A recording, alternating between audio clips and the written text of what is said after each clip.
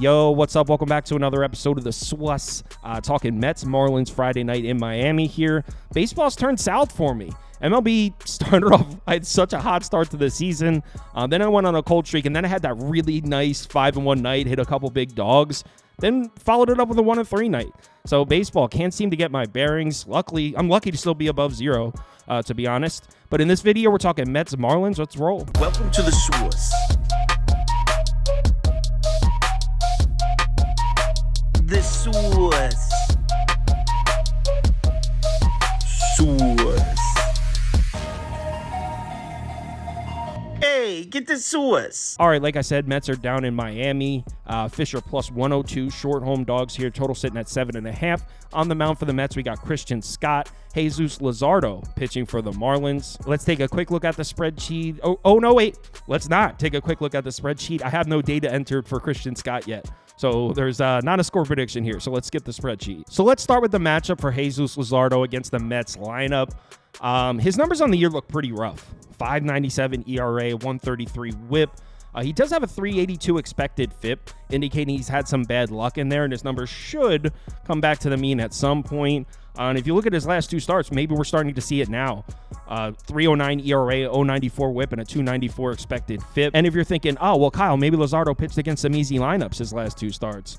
Well, he pitched against the Cubs and the Phillies, who are 5th and 7th in WRC plus against left-handed pitching. So he pitched against two top 10 lineups versus lefties, and he put up some great numbers. So it would appear that Luzardo's season is starting to turn around. Now he's matched up against a New York Mets lineup that's been the worst in baseball. And trust me on this, I am a Mets fan. It's been the worst over the last 30 days. They're dead last in WRC plus, OPS, and WOBA against left-handed pitching. Mets lineup can be trusted at times against righties, but I will not trust the Mets bats against a lefty right now. The last 8 lefty starters to pitch against the Mets this season, they combined for a 2.72 ERA and a 1.18 WHIP.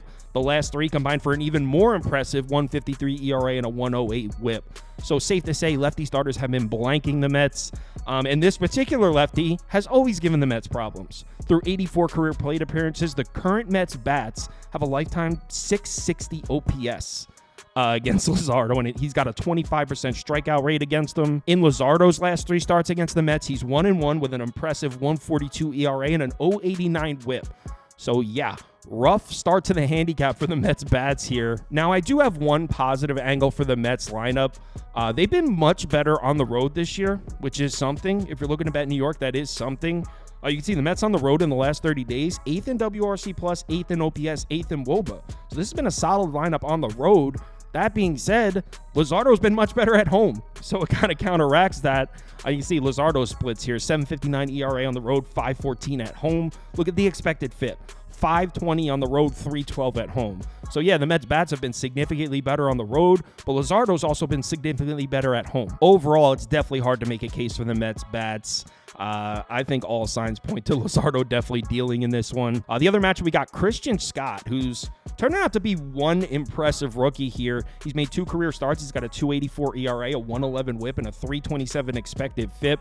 Now, he pitched against the Rays and Braves, and Atlanta just went through a cold streak, and as we know, most of the season has been a cold streak for Tampa. So, I mean, in the last 30 days, they're 14th and 26th in WRC plus versus righties. So I do question the competition, even though you see Tampa and Atlanta, like, oh, he pitched against good teams. Not really. Atlanta was ice cold against right-handed pitching for a week or two there. But good news for Christian Scott, because now he's pitching against a Marlins lineup that's been pretty rock bottom. I mean, in the last 30 days, they're 25th in WRC plus, 26th in OPS, 26th in WOBA against right-handed pitching. So this has been pretty much a bottom 5 lineup against righties. But if we isolate it to the last 14 days, maybe some signs of life. I mean, 19th, 17th, and 18th against righties. Maybe the Marlins come to life a little bit. I mean, those numbers, 19th, 17th, 18th, those are elite by Miami Marlins standards. The last 9 righty starters to pitch against the Marlins, 49 2/3 innings, a 3.99 ERA, a 1.11 WHIP. I mean, these aren't terrible. They are scraping some runs across against righty starters. So I don't know. It's tough to make a call there. The reason it's difficult to make a call is just when I thought there might have been an angle to back the Marlins bats in this one, you look at the last 2 righties to face them, specifically just the last 2, Reese Olson and Casey Mize. Those 2 guys, 14 innings, just 6 base runners and 2 runs. So we're talking about Reese Olson and Casey Mize both just blanked the Marlins. And it gets even deeper than that because the Marlins have been awful against Christian Scott's pitch mix. Christian Scott throws mostly a four-seam fastball and a slider. Those two pitches account for 89.2% of his arsenal. The Marlins are 28th and 30th against those two respective pitches. But I do have one glimmer of hope here for the Marlins lineup. Christian Scott has definitely struggled more against lefty bats than he has against righties. You can see the WOBA against righties, 235, 338 against lefties. Look at the whip, 1.64089. So he's allowing base runners at twice the rate against lefties than he is against righties. The reason I bring that up, the Marlins are going to have 5 lefties in their lineup, including Chisholm, Bell, Sanchez. 3 of the first 4 bats in their lineup are lefties. Do I have a ton of faith in the Marlins bats getting to Christian Scott? No, but I like the matchup for them better than I like the matchup for the Mets lineup against Luzardo. So I actually like the Marlins in the first 5. I would go first 5 under or Marlins first 5 money line, or maybe split my bet in half and play both of those lightly. But that's what I like. Mets to be shut down in the first 5, Marlins to maybe get a run across. Marlins first 5 under. By the way, the reason I shared the pick there and didn't bring up the bullpen matchup is it's tough to call here. The Mets bullpen has completely fallen off. In the last 14 days, they're 23rd in WOBA, 27th in expected FIP.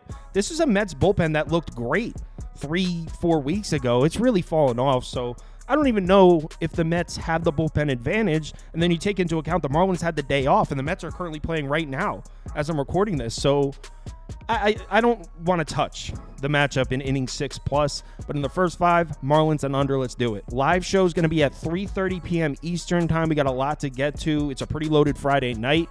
If you're able to make it, would love to see you in the comments.